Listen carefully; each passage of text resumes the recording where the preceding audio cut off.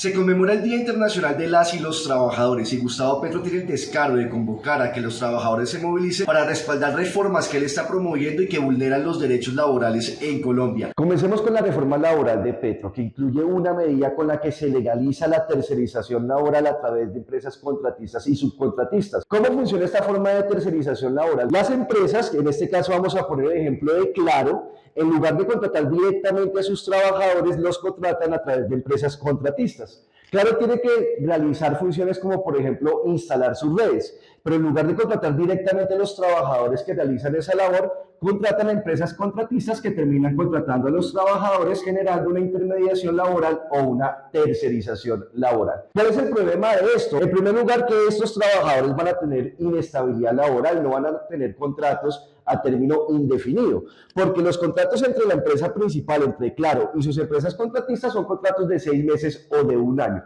y por ende los contratos de esta empresa con sus trabajadores también van a ser contratos a término definido o contratos de obra-labor contratada. Pero además esto dispersa a los trabajadores, impide que los trabajadores estén en un mismo grupo, cada uno está en empresas distintas, como están dispersos y además tienen contratos a término definido, no se van a poder sindicalizar. Cuando lo hagan, simplemente la empresa contratista no les va a renovar el contrato o muchas veces los despiden considerando que ya se terminó la obra o la labor para la que fueron contratados. Y la única condición va a ser que estos trabajadores tengan los mismos salarios que los trabajadores directos. Y eso no resuelve el problema de fondo, que es el problema de la inestabilidad laboral, de la dispersión, de los factores que impiden que los trabajadores se sindicalicen. Pero ahora miremos qué es lo que está planteando en su reforma pensional. La reforma pensional de Petro está diseñada para salvar los fondos privados de pensiones y para cumplir el viejo anhelo de los gobiernos neoliberales de reducir la mesada pensional de la clase media, al obligar a todos los trabajadores con salarios superiores a 3 salarios mínimos a entregarle una parte de sus contribuciones al sistema de pensiones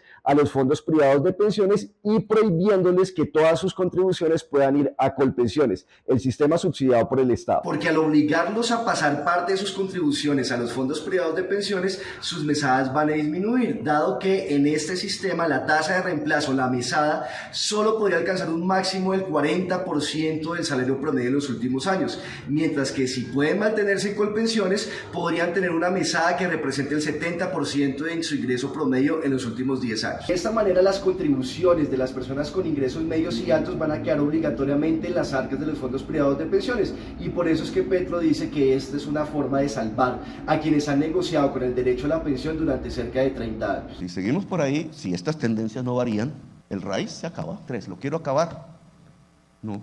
Yo lo que quería decir es que si nosotros dejamos las cosas como están, yo creo que esto no funciona. Y claro, es una forma de reducir el gasto público del Estado en las pensiones. Esta reforma laboral que legaliza la tercerización y esta reforma pensional que termina salvando a los fondos privados, reduciendo las mesadas de las personas con ingresos medios y altos, es un sueño del neoliberalismo. Es uno de los mandatos del Fondo Monetario Internacional, excelente para los intereses del capital financiero, pero muy dañino para los intereses nacionales de los trabajadores y de las trabajadoras.